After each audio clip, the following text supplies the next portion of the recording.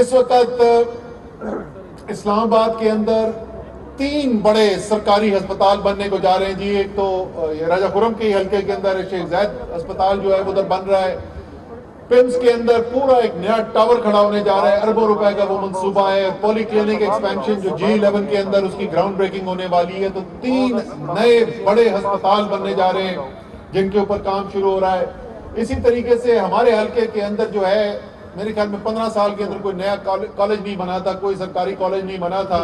ہمارے G13 G14 کے اندر 1 نہیں 2 نہیں 3 نہیں 4 نئے کالجز جو ہیں اس کے اوپر اس وقت کام جاری ہے, اور 2022 کے اندر وہ تمام کالجز جو ہیں وہ کام کرنا شروع کر دیں گے اور ہمارے بچے ادھر تعلیم حاصل کرنا شروع کر دیں گے. اسی طریقے سے ہمارا حلقہ جو ہے یہ NH51 کے اندر 8 دیہی یونین کونسل ہیں. ان 8 دیہی یونین کونسل میں صرف 1 یونین کونسل ایسی تھی انشاءاللہ دیتا جہاں پہ ایک بنیادی صحت کا مرکز تھا اور اس کے اندر بھی کوئی نہ ہونے والی سہولتیں موجود تھیں.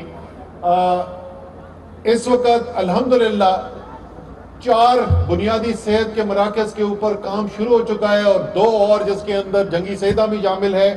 اسی مہینے انشاءاللہ جو مارچ کا مہینہ آ رہا ہے اس کے اندر اس کی گراؤنڈ بریکنگ ہو جائے گی اور وہاں پر کام شروع ہو جائے گا. سرائے خربوزہ کی گراؤنڈ بریکنگ آج صبح ہم کر کے آ رہے ہیں.